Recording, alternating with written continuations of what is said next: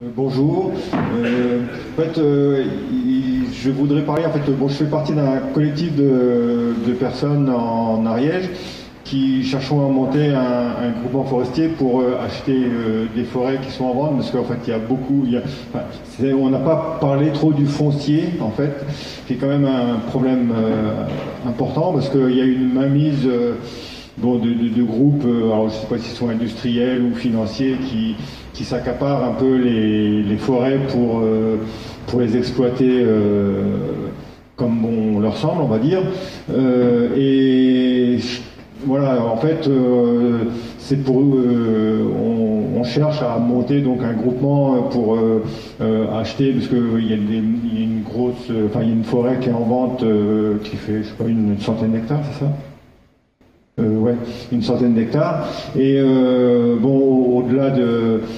voilà, c'est pour dire que par rapport à comment gérer nos forêts dans un contexte de transition, peut-être qu'il faudrait aussi prendre la main, en fait, sur ces forêts, d'un point de vue concret, faire des achats collectifs, sachant que dans le groupe de personnes, il y a des objectifs un peu différents, mais il y en a qui sont pour du laisser-faire, d'autres pour une exploitation plus modérée, etc. Mais bon, ça c'est l'avis du collectif. Et ce qui manquait aussi, je pense, on ne parle pas du tout des forêts publiques, soit des forêts de l'État, des départements qui sont aussi des propriétaires. En fait, là, nous, comment on peut faire pour peser sur les politiques publiques comment, parce qu'il y a eu des gros débats sur l'ONF qui vit un peu des évolutions, etc. Je ne sais pas si vous avez des avis là-dessus, des informations à nous donner. Donc pour l'ONF, je laisserai répondre Sylvain, parce que Canopé travaille beaucoup avec l'ONF, les syndicats de l'ONF. Pour ce qui est du problème foncier, effectivement, il y a des groupes bancaires, assurantiels, des fonds divers, qui sont créés pour placer de l'argent en forêt et pour faire diversifier les actifs bancaires. Donc ça peut être vous, moi, n'importe qui. Par exemple, la Caisse des dépôts et consignations, qui en fait stocke l'argent quand vous achetez quelque chose. L'argent va sur les comptes de la Caisse des dépôts et consignations, c'est une banque d'État, possède beaucoup de forêts en propre et crée des groupements forestiers d'investissement pour des investisseurs. Voilà. Donc derrière l'argent que vous mettez en banque, il peut y avoir des forêts, il peut y avoir des coupes rases, il peut y avoir... Voilà. Donc une façon d'agir, c'est effectivement de se réapproprier le foncier forestier, déjà de s'occuper de ce qu'on a en propriété. C'est que les propriétaires forestiers, moi j'ai envie de dire, mais réveillez-vous, parce que moi je vois beaucoup de propriétaires qui tout simplement se disent « Oh, mais il y a quelqu'un qui s'en occupe, là, ça doit être son métier, il fait ça bien ». Et puis, le jour où il va avoir sa forêt, mais il y a beaucoup de forestiers qui travaillent bien, qu'on soit clair, je ne critique pas. Mais il faut en tout cas s'intéresser à ce que fait le ou les forestiers sur votre forêt. Voilà, allez dans votre forêt, occupez-vous-en pratiquement, formez-vous pour comprendre ce qui s'y passe. Et une deuxième façon d'agir, c'est effectivement d'acheter des forêts. Et aujourd'hui, il y a un mouvement, depuis une petite dizaine d'années, et ça s'accélère, de collectifs citoyens. Vous allez sur le site du réseau pour les alternatives forestières, il y a une page foncière où il y a, chaque année, il y a plus de groupements forestiers qui se créent. Le premier qui a été créé, c'est le groupement des feuillus, groupement forestier des feuillus du Morvan, à l'initiative de Lucien Haez, dans le Morvan, et c'est une magnifique réussite. Voilà, et donc on peut créer des groupements forestiers. En Ariège, on en a créé un, il y en a un deuxième, c'est peut-être vous. Je ne connais pas tout le monde dans ce groupement forestier. Et moi, je suis régulièrement contacté par des personnes qui veulent faire ça. Donc on peut en parler après, si vous voulez, mais c'est pas très compliqué. Un groupement forestier, c'est une société civile à vocation forestière. C'est vraiment pas compliqué à créer. Ce qui est plus compliqué, il faut rassembler les fonds, mais c'est de l'épargne, c'est sécurisé. Il faut se mettre d'accord sur les statuts. Et ce qui est plus compliqué, c'est de trouver la forêt. C'est bizarre, mais la réalité aujourd'hui fait qu'il y a beaucoup plus de demandes que d'offres. Et les belles forêts, les grosses forêts, elles sont attrapées très très vite par ceux qui ont la trésorerie sur la table. Crac, c'est parti. Donc ça, c'est pas facile. Merci. Alors moi, je vais élargir un peu, je réponds sur l'ONF. J'élargis un peu la question, je vais revenir sur l'ONF. Qui dans la salle a déjà contacté son député, envoyé un email à son député? Est-ce que vous pouvez lever la main? C'est pas mal, on voit que c'est le premier rang.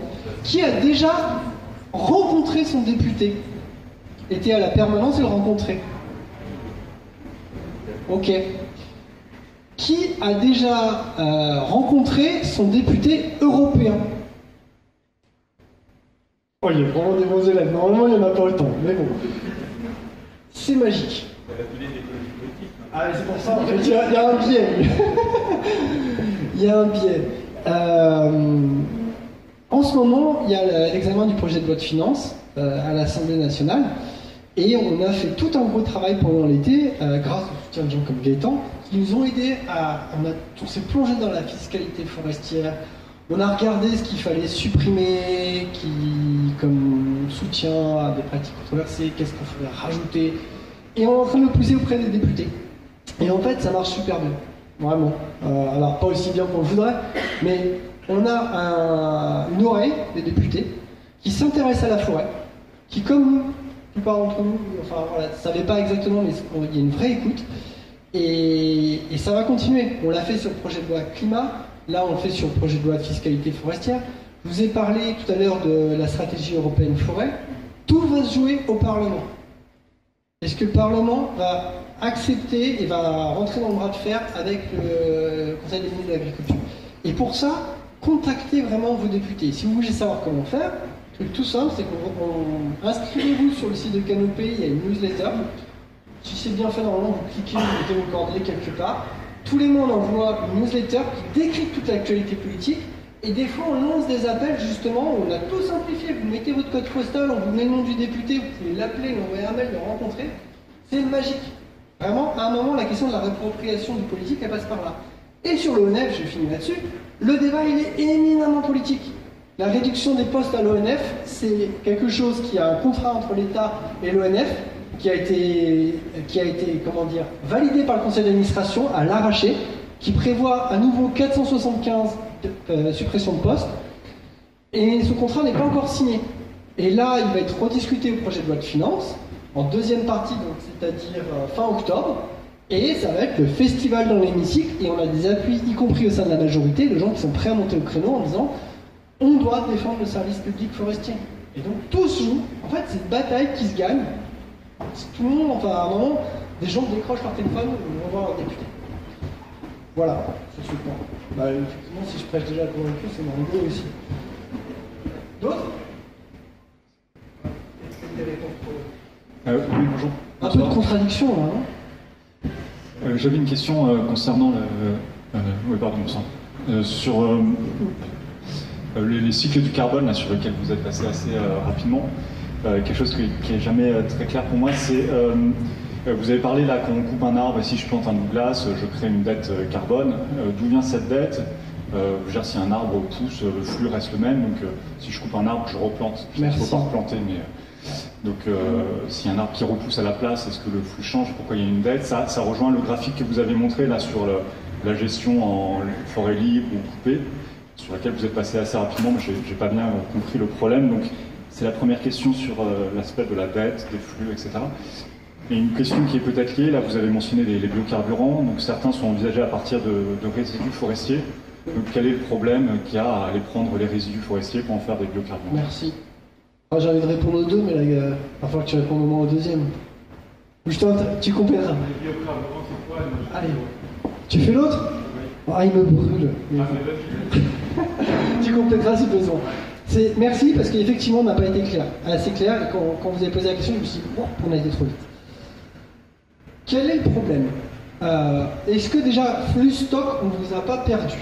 Dans une vieille forêt, on a stocké beaucoup de carbone dans les arbres et dans le sol. Ok? Par contre, plus la forêt vieillit, et plus chaque année elle absorbe un peu moins de carbone. Ça, c'est hyper important. À l'inverse, une jeune forêt, on part d'une coupe rase, on a quasiment plus de carbone, on n'a pas de carbone aérien, on en a très peu dans le sol. Quand on plante les arbres, les premières années, ça absorbe quasiment rien, et puis ça va augmenter. Oui, les 10 premières années, je vous invite à observer des jeunes chênes, vous verrez que c'est pas des êtres. Hein. Par contre, effectivement, au bout d'un moment, ça commence à accélérer après, et là, les jeunes arbres vont partir assez vite, et quand je vous dis partir assez vite, c'est entre 20 et 100 ans selon les espèces, c'est là où on a vraiment le maximum, et puis après ça va ralentir. Ok? Et donc là, on a un stock faible et un accroissement, un flux fort. Flux, stock stop. Vous avez compris ça, vous avez plus compris que la plupart des représentants de la filière forêt-bois qui ont pignon et qui vont discuter au ministère de l'Agriculture. Vraiment, j'insiste. Personne n'y pige rien. Et du coup, on confond tout. On nous dit, ah bah c'est bien les jeunes sous-forêts, ça absorbe plein de carbone, c'est bon pour le climat.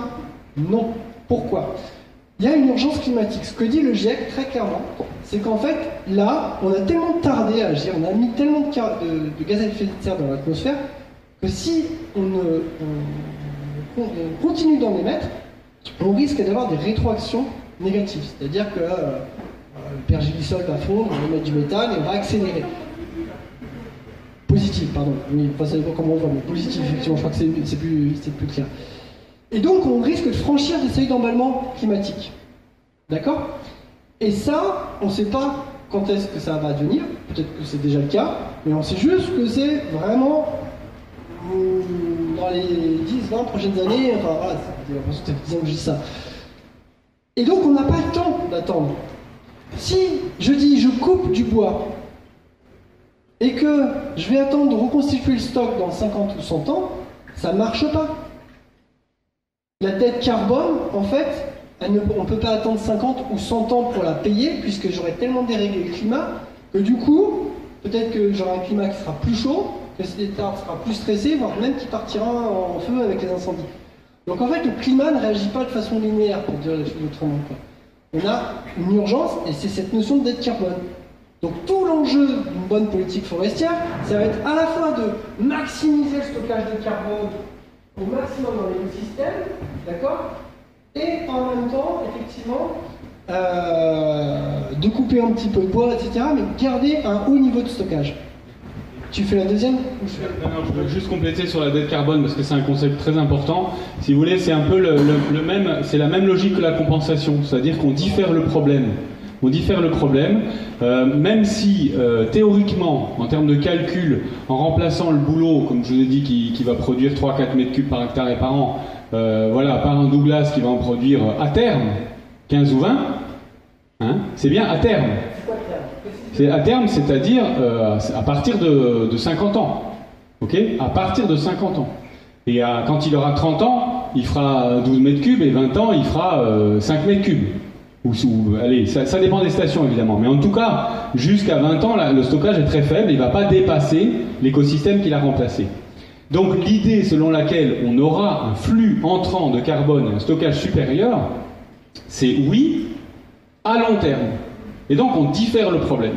On diffère le problème, et c'est toujours cette idée que je ne veux pas regarder en face le fait qu'aujourd'hui, déstocker du carbone ou détruire la biodiversité, c'est grave.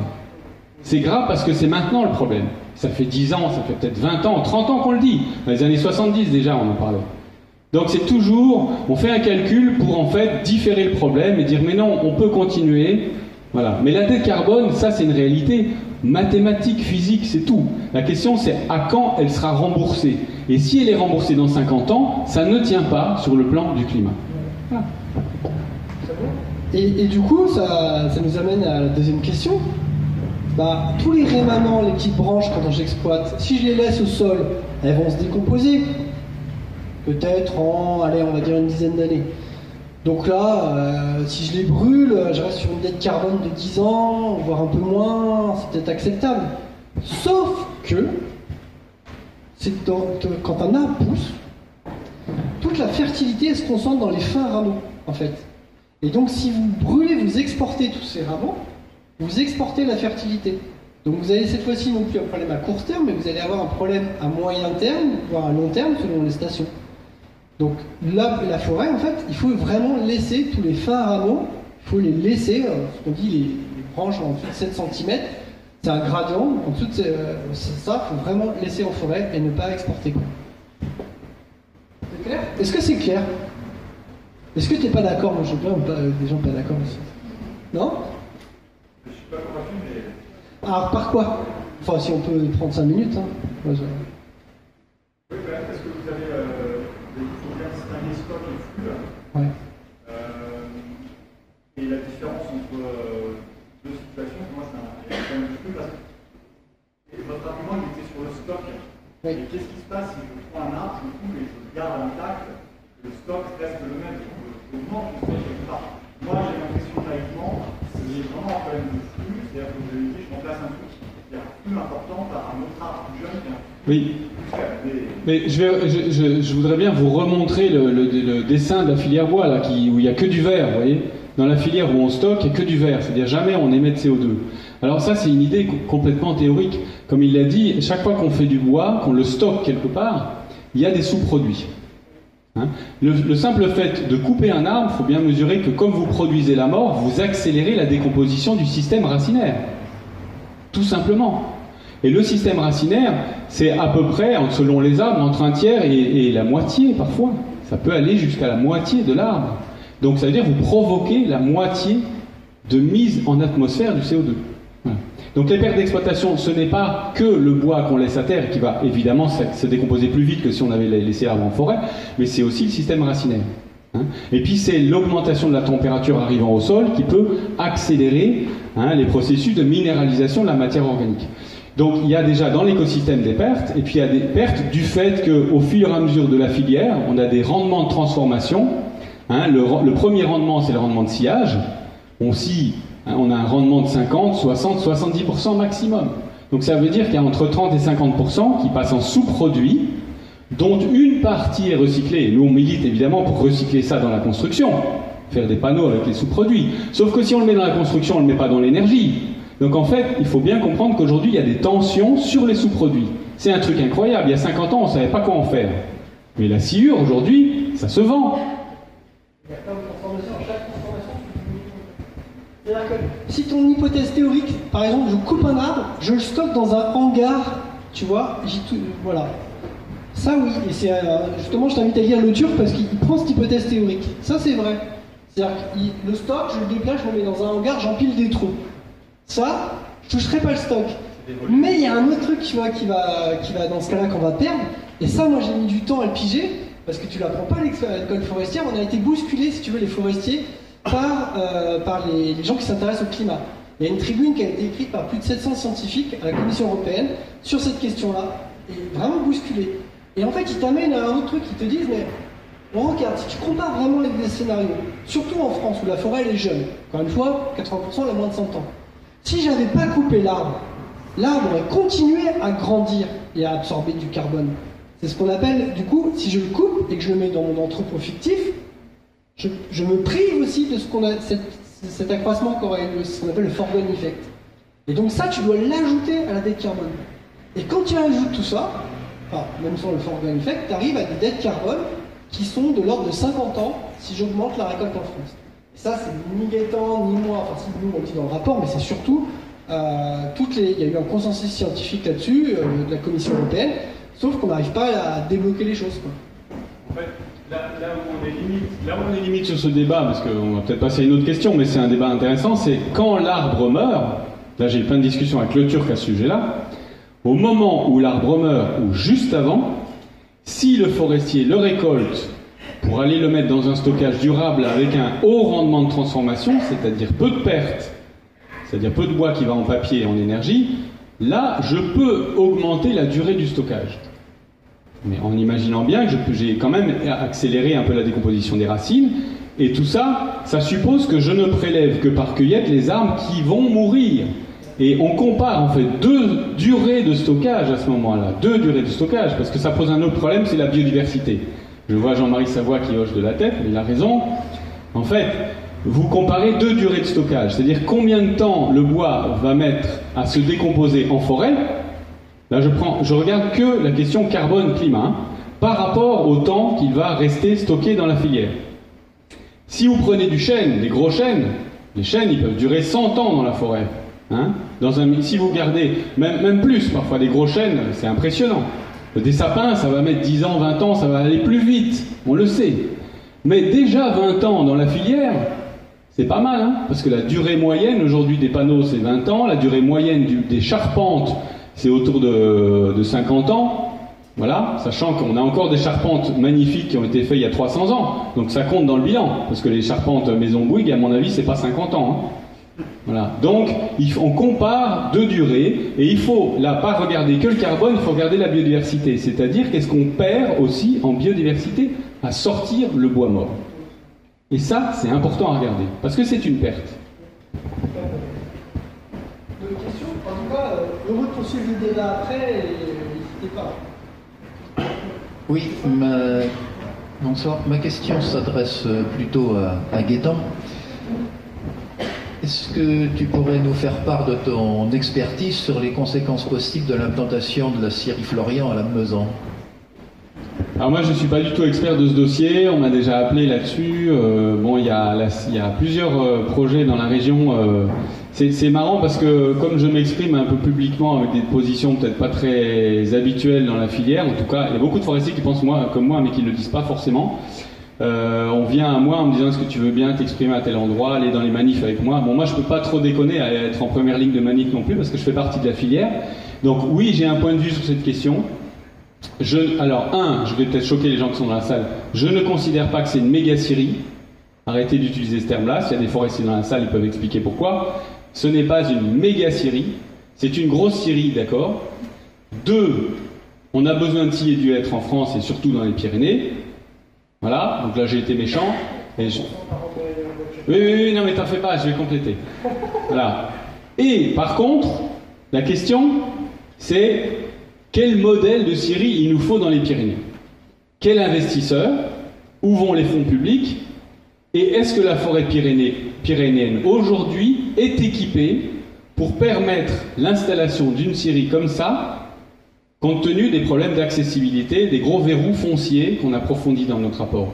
Et donc, la conclusion, quand vous balancez les deux, pour moi, c'est qu'aujourd'hui, implanter une scierie de cette taille, c'est dangereux. Voilà.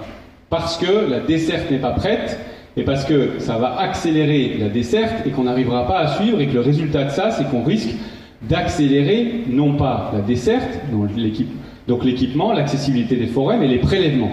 C'est-à-dire que quand vous avez une assiette qui est d'une taille donnée et que dans cette assiette il y a tant à manger, vous ne pouvez pas agrandir l'assiette parce qu'on ne peut pas aller chercher le bois, en gros, il n'est pas accessible, eh bien vous allez manger toute l'assiette. C'est-à-dire que là, vous allez reporter le besoin qui est de 250 000 m3 à peu près sur cette scierie estimée, dont 50 000 m3 qui sera scié. Donc ça dit bien les sous-produits, qu'est-ce qu'on en fait? Qu'est-ce qu'on en fait? Eh bien, si vous reportez ça sur la chaîne pyrénéenne, aujourd'hui, ça va mener à une surexploitation. Donc, en fait, quand on a un projet de scierie, ce qu'il faut, c'est d'abord étudier quelles sont les conditions de prélèvement des besoins de la scierie et ce que ça va produire comme modification dans les pratiques de sylviculture. Voilà. Et moi, j'aurais préféré, et là je suis tout à fait d'accord avec les militants qui sont contre ce projet, j'aurais préféré qu'on mette cet argent public dans l'aide au développement des scieries en place.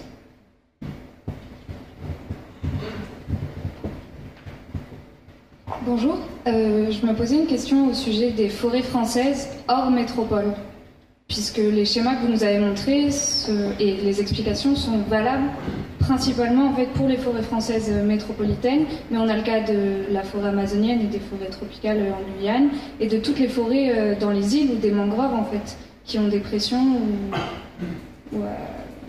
la pression urbanistique dans les îles par exemple. Enfin, comment c'est pensé en France et comment c'est géré? Est-ce qu'il y a des plans? Ou c'est quoi l'avenir pour ces forêts-là, sachant qu'en Guyane, il y a une absence totale de contrôle de toute une partie de la forêt qui est assez massive. La question, c'est ça. Comment on gère, du coup... Il y a plein de tiroirs dans ta question. Moi, spontanément, déjà, elle évoque une mise au point sur un article scientifique qui a défrayé la chronique et qui, manifestement, n'a pas été lu par grand nombre. En particulier journalistes qui ont pris ça. L'Amazonie n'est plus un puits de carbone. L'Amazonie a cessé d'absorber du carbone. Lisez l'article. Et vous verrez que l'article dit plusieurs choses. Déjà, il dit qu'effectivement, on parle d'émissions nettes, c'est-à-dire qu'il va cumuler toutes les émissions qui sont liées à la déforestation. Quand vous rasez une forêt, vous mettez le carbone. Et ça, aujourd'hui, effectivement, c'est nettement supérieur. C'est supérieur à ce que l'Amazonie continue d'absorber. 5 degrés, ça fait que net et négatif. Mais l'Amazonie continue d'absorber du carbone. Alors, la forêt amazonienne. Là aussi, attention à la généralisation, c'est que l'Amazonie, c'est grand. Ce qu'on voit arriver, en fait, c'est que tous ces écosystèmes-là, ils recouvrent des réalités très différentes. Si vous êtes du côté atlantique de l'Amazonie, vous avez aussi aujourd'hui une dégradation très forte, avec un risque de savanisation important, puisque la forêt a été fragmentée. Et là, on voit que sur des forêts tropicales humides, dès qu'on commence à fragmenter, on modifie aussi l'humidité qu'il y a dans le sous-bois. La forêt est plus fragile et donc elle est plus sensible aux incendies. Et là, on voit qu'effectivement, on peut avoir une forêt qui commence à basculer sur une spirale où incendie, elle ne se régénère pas, où elle se fragilise, le microclimat change et donc on va vers un processus de savanisation. Et donc ça, c'est le premier point. Effectivement, on est un peu partout dans d'autres écosystèmes tropicaux, je pourrais pas parler de ça dans le bassin du Congo, on a ce risque-là de voir tout ce qui était à la frange du massif tropical humide basculer vers la savanisation. Voilà. Après, comment on gère déjà, j'ai envie de vous dire spontanément, comme ça, on ne gère pas une forêt tropicale primaire. Une forêt primaire, on ne gère pas. En fait, c'est impossible de faire une gestion qui permet de garder un tel niveau de biodiversité. On a une telle accumulation de bois sur pied, d'interactions entre espèces, que dès que vous sortez du bois, y compris dans le bassin du Congo, on sort quelques arbres à l'hectare, vous perturbez l'écosystème.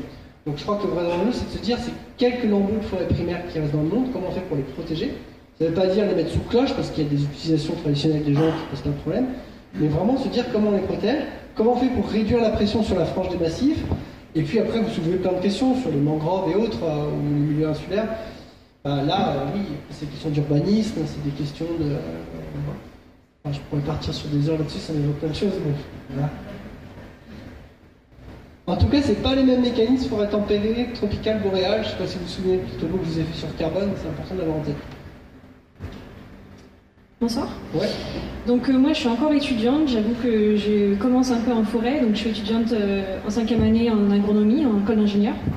Et malgré tout l'année dernière, j'ai eu la chance de pouvoir faire un stage en coopérative forestière et j'ai pu voir ce qui s'est passé un petit peu sur les scolites, parce que je travaillais dans les Vosges. Et comme vous l'avez dit, ça fait peur. Et en fait, derrière, je faisais tout ce qui était replantation et replantais, comme vous l'avez dit aussi, du Douglas.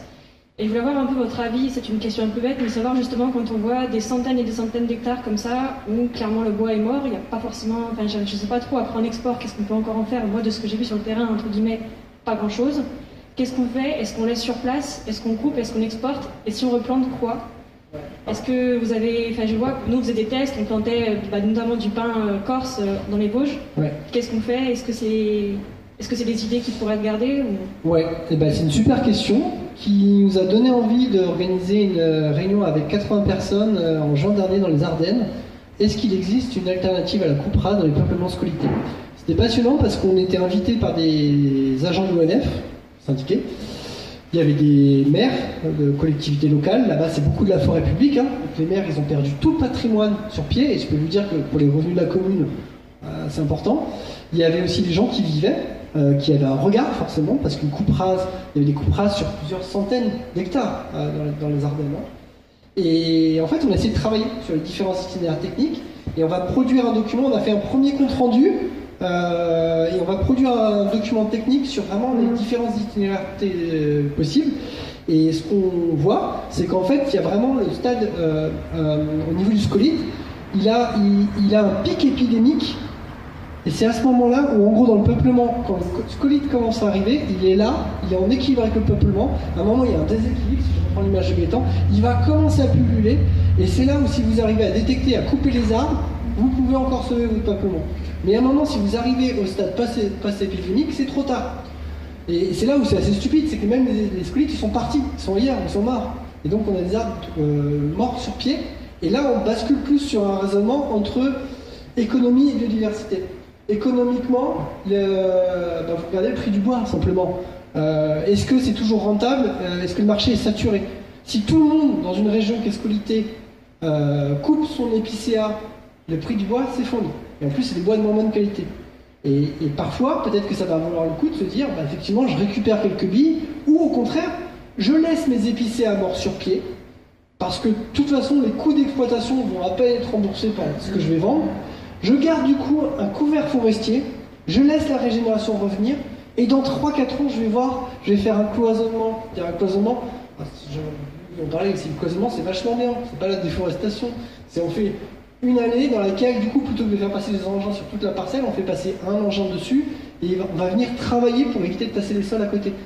Voilà. Donc ça, c'est des choses intelligentes. Et ce qui est vraiment dingue, c'est que ça, aujourd'hui, quand j'écoute les responsables de la filière bois, il n'y a aucun plan B.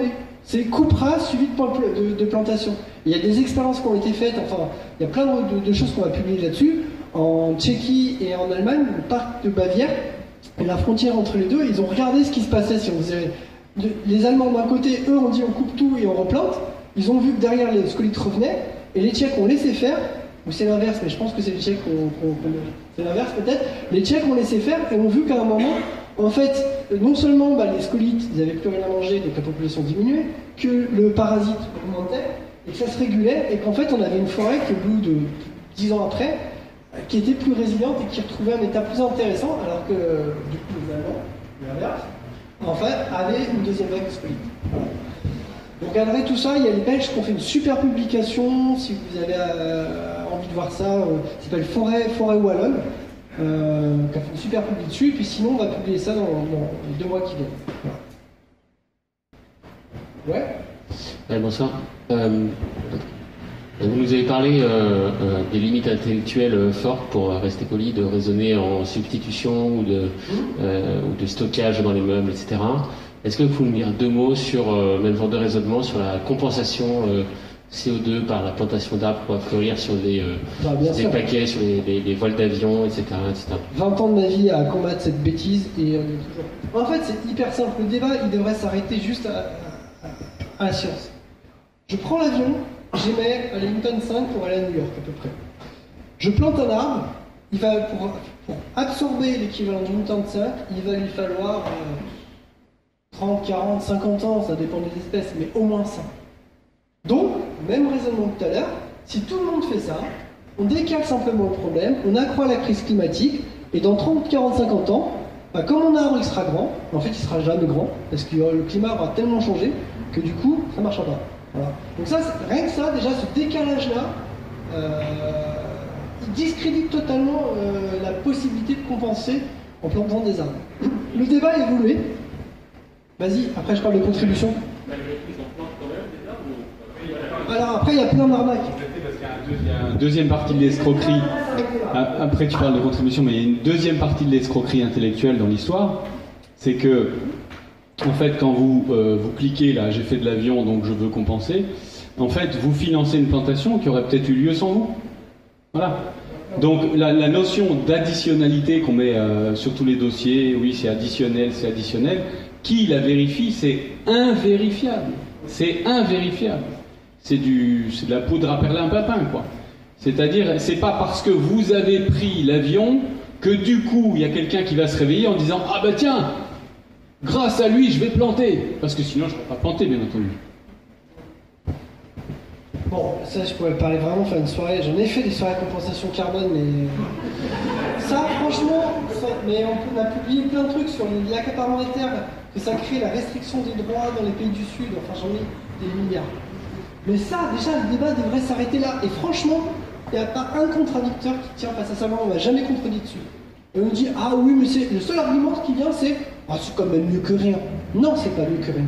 C'est pas mieux que rien parce que ce qui s'est passé est extrêmement grave, c'est qu'on a fait voter une loi climat dans laquelle, plutôt que de réduire le trafic aérien, on est le seul pays du monde à avoir dit, il va continuer d'augmenter et on va compenser en plantant des arbres. Et la dérive, elle est là. Et effectivement, en tout cas, plutôt que de questionner l'indispensable nécessité de réduire les émissions, c'est une caution qui permet de crédibiliser l'idée qu'on va s'en tirer. Bon. Comment faire évoluer le débat ? Le débat a évolué. C'est-à-dire que vu qu'on ne peut pas nous opposer à un argument comme ça, c'est vrai, vraiment. Y compris des boîtes qui faisaient planter des arbres, qui faisaient leur business là-dessus, se sont dit, putain, un peu griffe, on trouve autre chose. Et l'idée est de dire, on parle de contribution carbone.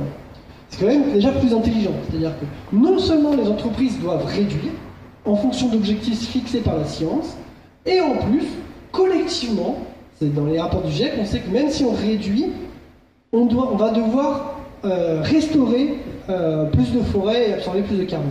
Donc, collectivement, il va falloir, pas que planter, ça m'arrache, vous l'avez compris, faire des choses que les forêts se portent mieux.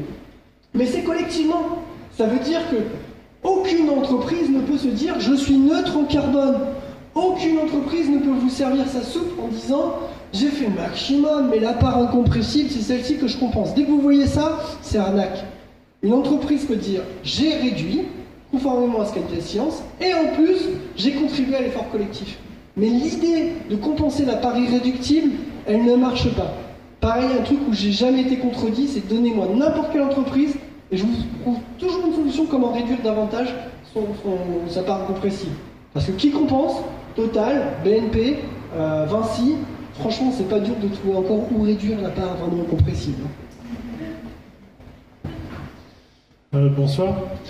Vous nous parlez des forêts. Est-ce que vous avez un avis sur l'intérêt pour le carbone des arbres hors forêt, les arbres champêtres, le bocage, les haies ?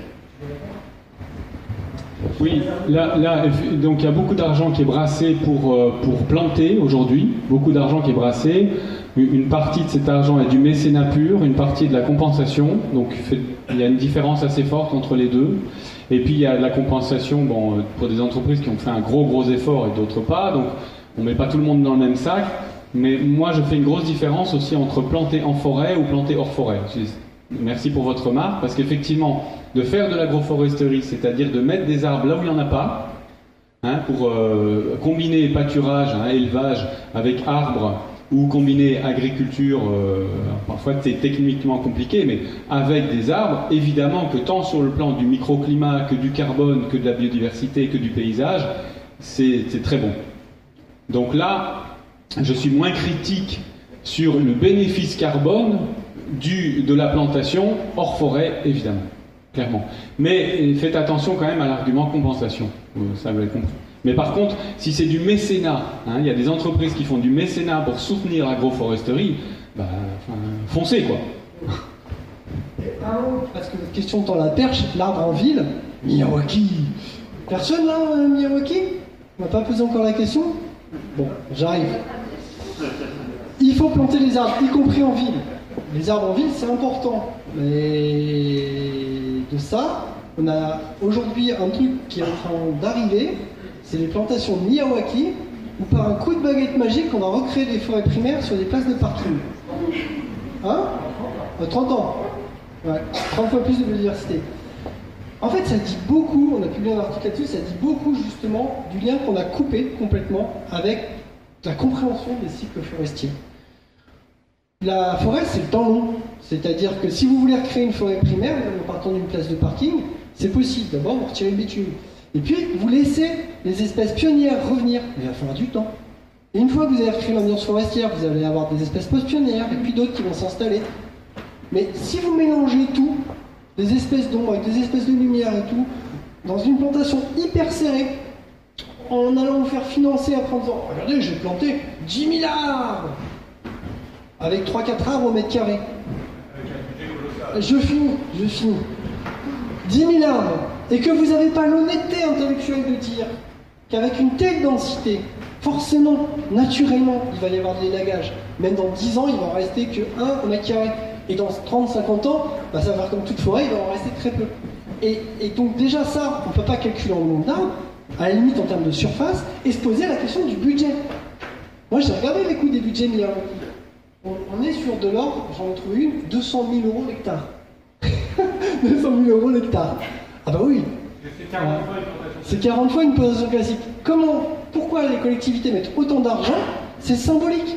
C'est-à-dire que du coup, on a l'impression de recréer dans la ville, c'est un super sujet à Técopole, vraiment, voilà, une petite forêt bien maîtrisée, là c'est propre. Mais on a besoin de remettre la nature dans la ville. Laisser revenir les friches dans la ville. Laisser des arbres dans tous les quartiers populaires, un peu partout. Et avec 200 000 €, moi je plante beaucoup plus d'arbres que de faire le petit square de... Vous voyez ? Voilà. Donc après, il y a plein de choses qui sont sorties sur Miyawaki. En tout cas, oui, on a besoin d'arbres, mais questionnez-vous sur cette question de plantation, quoi. Est-ce que c'est devenu, en fait, comme artifice, quoi. Voilà. En fait, ce qui est malheureux, c'est quand on voit des budgets comme ça, les forestiers qui font de l'amélioration des forêts existantes au lieu de la plantation, aujourd'hui n'ont quasiment pas de subventions, elles ont disparu. Hein, et les financeurs publics se désintéressent de ce problème-là. Les financeurs privés commencent à y revenir. Hein, Silvac est le premier, mais Reforest Action évolue aussi. Les gros financeurs privés commencent à arriver à ça. Mais l'argument qu'elles ont, pas les pouvoirs publics c'est de Normandie, c'est un esprit très carré des YF, on pourrait expliquer d'où ça vient cette pensée-là, que la forêt, plus elle se rapproche de l'agriculture, mieux ça sera. Mais du côté des financeurs privés, l'argument qui est opposé, et c'est très intéressant, c'est de dire, moi je n'arrive pas à expliquer aujourd'hui à mes financeurs, c'est-à-dire aux entreprises et aux individus qui cliquent là pour compenser ou pour contribuer ou pour voilà, mécénat, je n'arrive pas à leur faire comprendre que faire de l'amélioration, qu'il y a besoin d'argent pour faire de l'amélioration, c'est-à-dire pour faire des éclaircies, pour faire de la taille, de l'élagage, des micro-plantations, de la diversification, je n'arrive pas. Parce que c'est très complexe, techniquement, et parce qu'on passe aussi par couper. C'est-à-dire, moi si je mets 10 000 ou 2 000 euros par hectare pour faire ce qu'on appelle un dépressage, c'est fantastique ce que je fais, parce qu'en fait, je vais favoriser les arbres qui vont rester le plus longtemps, et je vais favoriser les arbres qui vont produire du bois d'œuvre, et donc qui potentiellement pourront être stockés dans un matériau durable. Donc quand il dit hâter la nature, c'est qu'en fait je comprime sur 50 ou 100 ans ce que la nature aurait fait sur 500 ou sur 1000 ans. D'accord ? Juste par ce geste de dépressage qui coûte 2 000 euros par hectare. Donc si les gens pouvaient comprendre ce que c'est, et il faut rentrer dans la gestion, dans la sylviculture, pour comprendre que le dépressage, le balivage, c'est beaucoup mieux que la plantation. Parce que la plantation, si on veut caricaturer le truc, mais c'est rase ta forêt et plante un arbre et tout est bien pour le climat, quoi.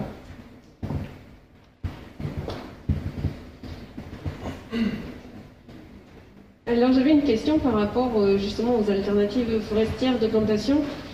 Pour contrer un peu l'enracinement, il y en a qui se lancent dans la plantation du Paulownia.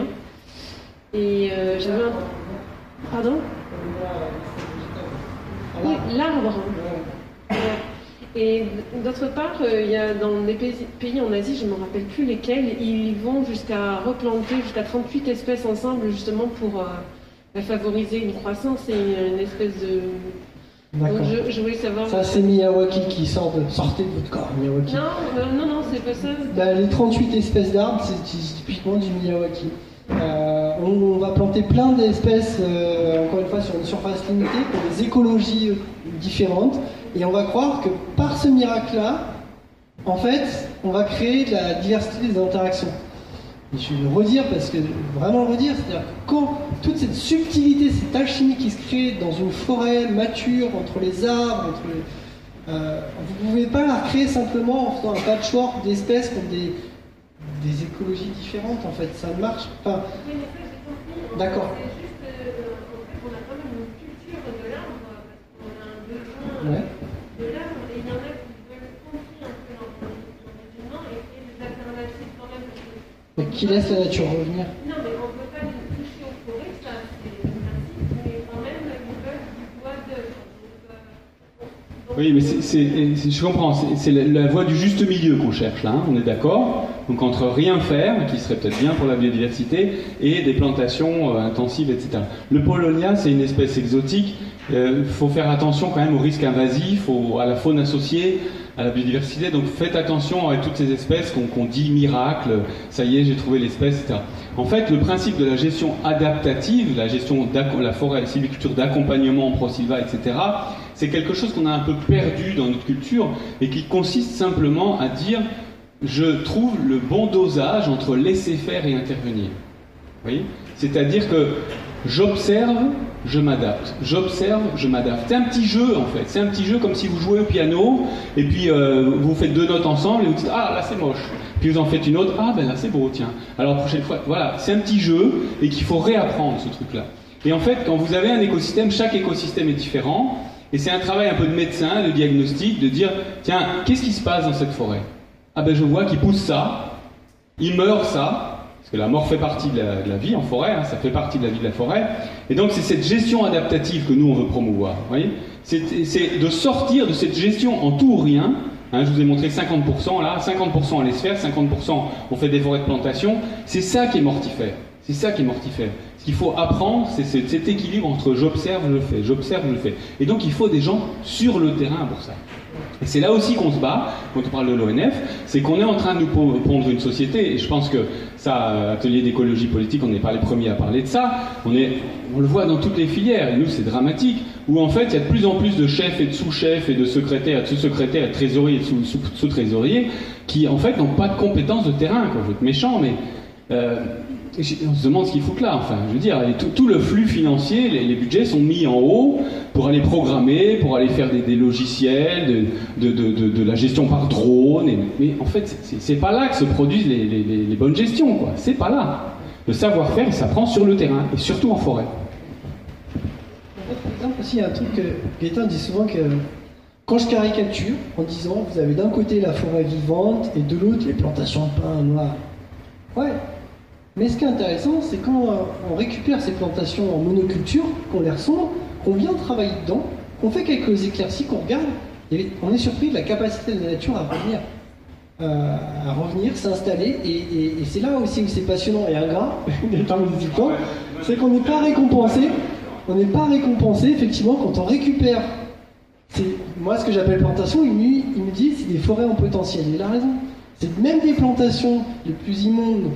Eh ben, on est capable, avec un savoir-faire qui aujourd'hui n'est pas valorisé par la société, encore moins rémunéré, de faire revenir la nature. Mais il faut du temps, il faut savoir-faire, il faut tout ce que tu viens de dire. Et voilà, donc la binarité, elle n'est pas aussi claire que ça. Même d'une situation dégradée, la nature a un énorme pouvoir et peut revenir, mais il faut du temps. Quand on fait une conversion d'une agriculture conventionnelle à biologique, on dit qu'il faut 3 ans administrativement. En fait, il en faut 10. Mais voire 5 ans dans certains cas. En forêt, il y a le même travail. Vous partez d'une plantation, moi j'en gère plein, j'en gère plein sur la montagne noire, des plantations d'épicéas, de pins laricio, de douglas, de sapins. Et donc en fait, il y a un don d'une génération à la génération suivante. Et moi, quelque part, dans la relation que j'ai avec mes clients, avec les propriétaires forestiers, j'essaye de sentir, c'est bizarre, mais de plus en plus je comprends ce truc-là, le degré de générosité de la personne. Le degré de générosité. Parce qu'en fait, faire une gestion forestière, vous êtes propriétaire d'un capital, vous avez 100, 200, 300 hectares, vous êtes propriétaires qui ont des forêts qui valent 5 millions, peut-être 10 millions.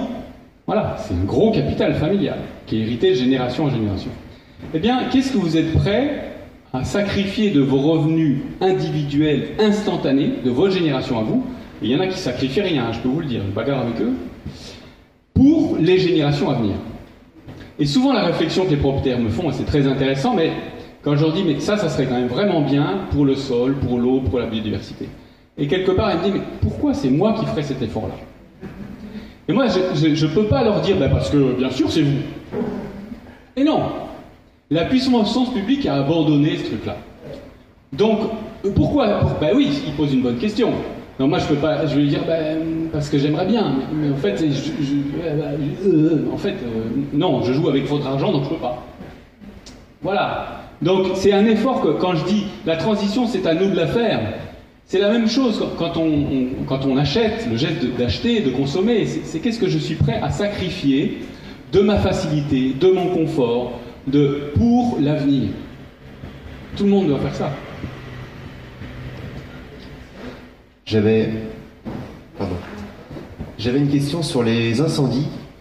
Qu'est-ce que vous préconisez pour éviter que la montagne noire se transforme en Australie ou en Californie? La montagne noire, on peut en parler. Je pense que les corbières sont plus menacées à court terme que la montagne noire.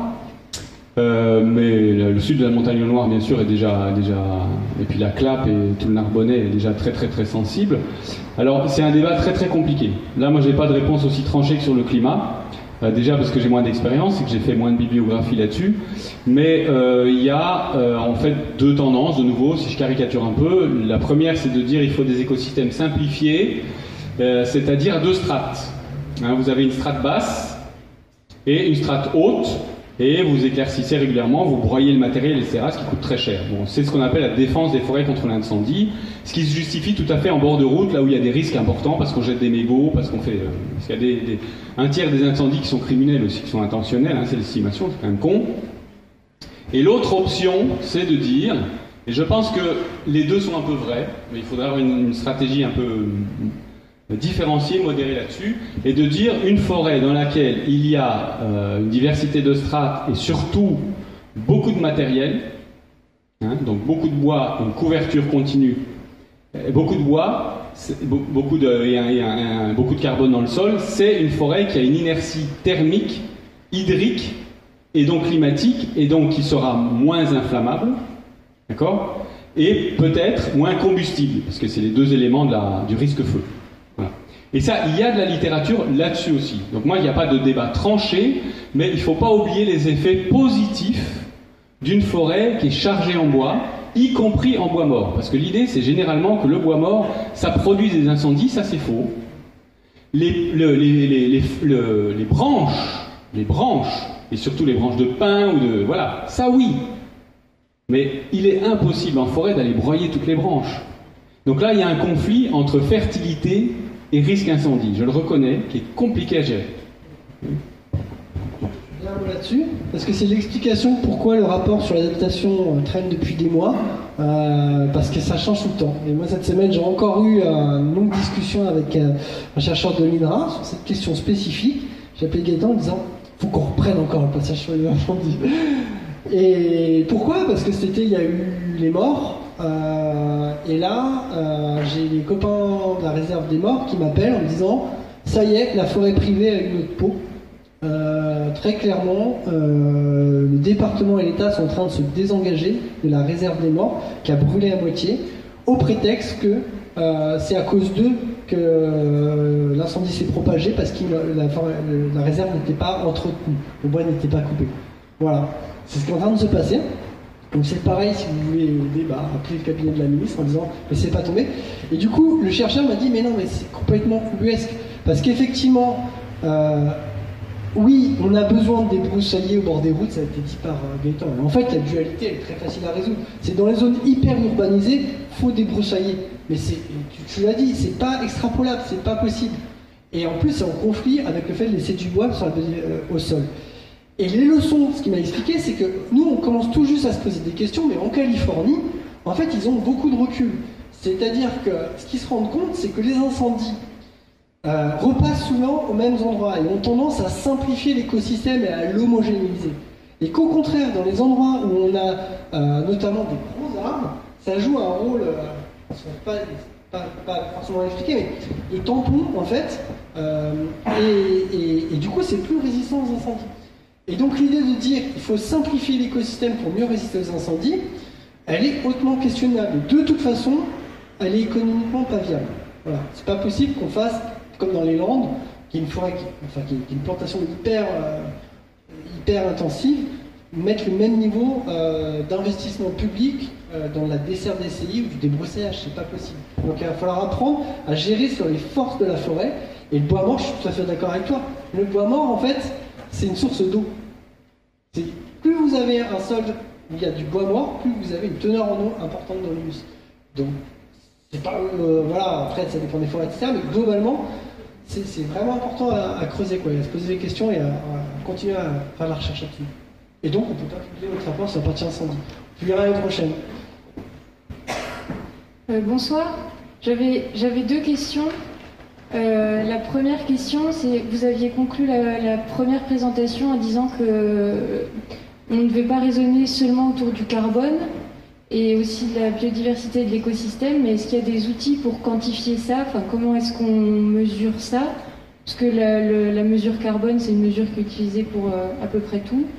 Et la deuxième question, c'était le mode de gestion des forêts plus raisonnée pro-Silva, qui est plutôt de l'observation et qui va être moins dans l'intervention.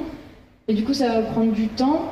Et ce temps-là, comment on fait pour prendre notre temps et observer, et en même temps répondre à l'urgence de la transition écologique? Voilà. Je je te laisse répondre, mais juste une petite pirouette avant de te passer le micro. Doit souvent justifier, quand on prend la parole dans le débat sur la filière forêt-bois, on est souvent traité d'ignorant. Et moi j'ai la chance, comme Gaëtan, on a fait des études en foresterie, donc du coup, on nous autorise à peu près à parler, et encore, voilà. Mais des gens qui connaissent rien, on fait aucune étude sur la forêt, sont systématiquement caricaturés et dénigrés dans un débat public parce qu'ils n'y connaissent rien. Et pourtant, moi je pense que le meilleur des indicateurs, c'est de se balader en forêt et de se dire « Ah, elle est belle cette forêt ». Quand vous ressentez ça, d'ailleurs vous allez vous rendre compte que c'est souvent une forêt qui est riche en biodiversité, qui est étagée, qui a un certain âge, il y a des vieux arbres, donc il y a du carbone. Et je pense que c'est important d'assumer ça aussi, de se dire, vous savez, le débat sur les forêts, il est né en France, à Barbizon, à Fontainebleau, où les peintres voulaient protéger cette forêt contre les coups, simplement parce qu'il a trouvé belle, c'était une source d'inspiration pour les peintures. La beauté, il n'y a pas d'indicateur derrière, mais c'est au moins aussi pertinent que le carbone, que les indicateurs de biodiversité et autres. Alors sur la biodiversité, c'est effectivement plus compliqué à quantifier que sur le carbone, même si vous avez compris que sur le carbone, dès qu'on touche à la substitution, on est quand même dans le flou. Mais bon, il y a des personnes ici, Marc de Conchat pour en parler plus que moi. J'ai fait ma thèse avec Marc de Conchat sur les questions de biodiversité en forêt. Aujourd'hui, l'indicateur le plus simple qu'on peut utiliser, c'est une approche par habitat, plutôt que par inventaire naturaliste. Parce que le problème des inventaires naturalistes, c'est qu'il faut déjà une forte compétence et qu'il faut avoir décrit un minimum de familles, et de familles très bien choisies, avec des bonnes méthodes sur plusieurs saisons, pour avoir une bonne image, en sachant qu'il faudrait reproduire cette image tous les 5 ans, par exemple, minimum, pour voir l'évolution. Donc c'est beaucoup plus complexe. Et ce qu'on utilise aujourd'hui, en tout cas certains forestiers, moi je l'utilise pas mal, c'est l'indice de biodiversité potentielle. C'est très simple comme indicateur et c'est déjà une base qui permet de caractériser l'habitat et de dire cet habitat potentiellement, il a un niveau de biodiversité de temps, ça va de 0 à 100%. 100% ça serait le maximum, on n'y est jamais, faut être clair. 100% d'un potentiel à cet endroit-là, d'accord? Et c'est pas 100%, il s'agit pas, le 100% c'est pas un zoo, hein. Parce que je prends 1 hectare à Toulouse, je mets toutes les espèces du monde, voilà, j'ai 100%. Non, c'est pas du tout ça. C'est 100% d'une biodiversité qui serait associée au sol, au climat, à ce qu'il devrait y avoir là. Voilà. Et puis si on veut faire des inventaires par espèce, c'est beaucoup plus compliqué. Et là, il faut bien choisir ces espèces. Et on a par exemple, je vous l'ai dit, les espèces de milieux ouverts, on a les espèces des vieilles forêts, des végétaux, des insectes. On a les espèces du bois mort, qu'on appelle les saproxyliques, c'est des très bons indicateurs. On a des espèces ombrelles ou parapluies qui en indiquent d'autres, voilà, les grands prédateurs, etc. Voilà, il faut bien choisir ces indicateurs, mais c'est plus complexe. En tout cas, on a du qualitatif, mais si on veut du quantitatif, c'est compliqué. Donc, ce que vous pouvez utiliser, c'est l'indice de biodiversité potentielle. Sur Internet, vous avez toute la documentation et c'est très intéressant. Parce qu'il y a un petit livret qui explique aussi les 10 indicateurs de l'IBP et qui est très pédagogique. J'avais une petite question sur les intrants. Effectivement, j'ai entendu parler de forêts où on apporte des choses, et donc, voilà, comme en agriculture, on essaye d'activer les choses. C'est quel type d'intrants qu'on utilise, et surtout dans quelle forêt? Est-ce que c'est les forêts qui appartiennent à ces gros propriétaires? Est-ce que c'est des forêts d'État? Est-ce que... Voilà. Les landes. En fait, les landes, c'est enregistré toujours un peu ou pas? C'est le Mordor. Et le problème, il est là, c'est que tant que c'était dans les landes, ça va, mais le Mordor se répand. Les landes, à l'origine, c'était des marécages. Alors, effectivement, on peut se dire, ouais, c'est cool, on a assez de marécages, on a mis du pain maritime. Le pain maritime, c'est quand même aussi une formidable machine biologique, plus sur des sols sableux, on sait même comment. Mais même la meilleure des machines biologiques, aujourd'hui, elle arrive au bout, quoi. On le coupe à 40 ans. Donc vous vous souvenez, ce que j'ai raconté tout à l'heure, plus les arbres vieillissent. Non, j'ai pas raconté. Plus les arbres à 40, 50, 60 ans, c'est là où on commence à avoir la fertilité qui retourne au sol avec les branches qui tombent. Donc 40 ans, vous exportez tout. Voilà. Donc 40 ans, vous sortez toute la fertilité. Donc quand vous coupez les arbres à 40 ans, sur des sols pauvres, vous êtes obligé de mettre des engrais. Et donc c'est le seul endroit de France où c'est quasiment systématique d'avoir un moment un peu d'engrais dans le cycle.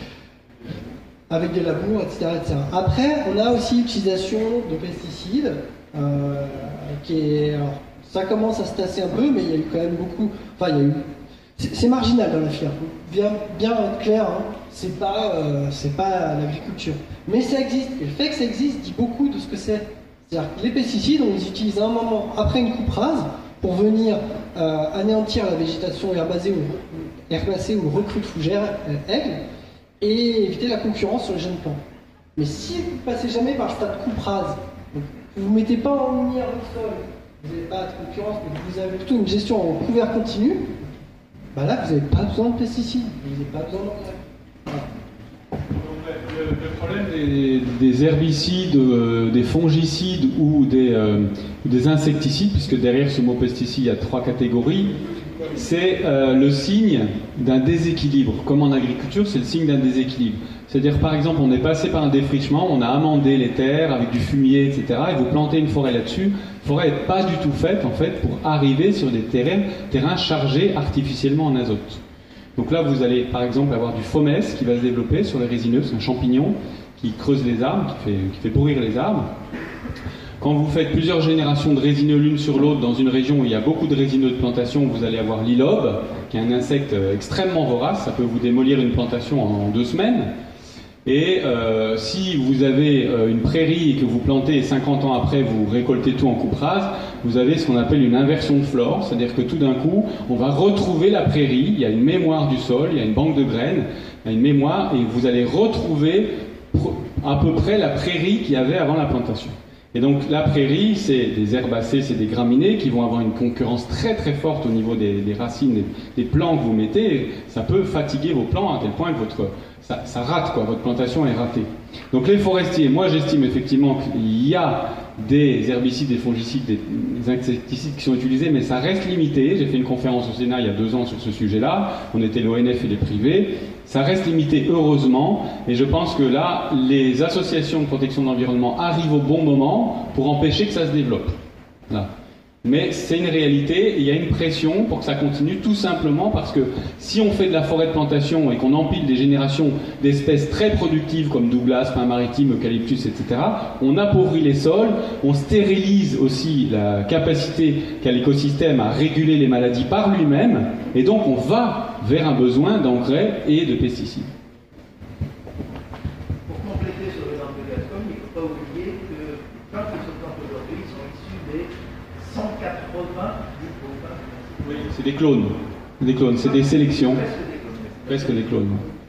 Voilà, donc ça c'est un problème qu'on a dans ce qu'on appelle les matériels forestiers de reproduction. C'est qu'en fait, aller chercher les graines dans des arbres et dans plein d'arbres en France quand on plante, ça coûte très cher parce qu'il faut grimper dans les arbres, il faut ouvrir les cônes et puis sécher les graines, les sélectionner, ça coûte cher. Et donc aujourd'hui, on fait soit du bouturage, soit des vergers à graines, c'est-à-dire des vergers piétons pour aller chercher des graines à hauteur d'homme, parce que ça facilite la production et la récolte de graines, et donc c'est sur des arbres sélectionnés. Et donc en France, de plus en plus, on plante avec de moins en moins d'arbres. Comprenez le risque ? Le peuplier est évidemment l'exemple le plus gros, et on a déjà eu les conséquences de ça, avec la rouille. Donc il y a la dernière question. Vous avez dit tout à l'heure, si j'ai bien compris, qu'un arbre mature, ou plus le peuplement avance dans le temps, moins on fixe de carbone. Est-ce que vous pouvez expliquer pourquoi ? Oui, en fait, il y a 2 éléments. Il y a la productivité nette, brute de l'écosystème qui peut plafonner. Hein. Elle ne va pas diminuer, mais brute, c'est-à-dire la photosynthèse qui plafonne. Et le taux de mortalité annuel du volume sur pied, la mortalité augmente. D'accord ? Donc c'est très très lent. Je pourrais vous montrer un schéma, mais ce qui se produit, c'est que d'abord, on a le volume vivant qui plafonne. Ensuite, ce volume vivant, comme il y a un taux de mortalité qui augmente et qui à un moment donné plafonne aussi, on va stocker du bois mort. D'accord ? Il va y avoir un plafond de stockage de bois mort. Et ensuite, une partie de ce bois mort va s'intégrer dans le sol, et donc on On n'est même pas sûr qu'il y aura un plafond là, il est possible qu'il n'y ait pas de plafond dans le sol, on est incapable de le dire. En tout cas, le stock dans le sol augmente. Voilà. Donc plus vous laissez faire l'écosystème, sauf mortalité massive ou feu bien entendu, plus on stocke de carbone. Mais malgré tout, même si j'ai stocké 1000 tonnes de carbone de CO2 par hectare, eh bien, à un moment donné, si vous voulez, il y a un équilibre entre la photosynthèse, c'est-à-dire la captation de CO2, et la réémission par décomposition du bois mort. Et c'est cet équilibre qui fait qu'à un moment donné, le flux est nul. Mais aujourd'hui, il n'y a pas d'écosystème, à ma connaissance, dans lequel on a démontré que le flux est vraiment nul. Parce que même les écosystèmes dont on parle en Amazonie, en fait, on a mêlé là-dedans des parties qui sont déboisées, etc. Donc on s'approche de zéro, mais c'est asymptotique. Vous comprenez ? Et donc, baser une politique forestière, parce que c'est un peu ce qu'on fait malheureusement, sur l'idée, et j'ai vu circuler des diagrammes, c'est gravissime, qui imagine que la forêt, dans 30 ans, française, dans 50 ans, va annuler son puits de carbone du simple fait de la mortalité massive, comprenez ? Je ne parle pas avec récolte, parce que ce dont je vous ai parlé tout à l'heure, je vous ai montré tout à l'heure, l'inversion du puits de carbone, c'est avec une récolte de 100 millions de mètres cubes par an. C'est avec les récoltes. Mais l'idée que dans 30 ans, le puits de carbone de la forêt française va s'annuler, voire s'inverser, sans intervention humaine, c'est complètement faux. Ou avec le maintien des récoltes actuelles, c'est faux. Moi, je veux bien parler avec ceux qui promeuvent cette idée-là, mais pour moi, c'est purement médiatique. C'est un argument pour justifier la stratégie nationale bas carbone. En fait, derrière le vernis... On est dans une société, malheureusement, je trouve, où on n'arrête pas. On va tellement vite, on zappe tellement vite d'une information à l'autre que plus personne n'approfondit les informations. Ça, c'est grave. Bon, on va peut-être s'arrêter là. Merci à vous deux. Les doctorants, si vous voulez signer la feuille, elle est sur la table. Et on vous donne rendez-vous à tous pour le prochain Sémécole, donc le 22 octobre. Ce sera à Salle du Sénéchal, pas ici, mais les infos seront en ligne sur notre site. Merci pour vos questions. Merci à vous.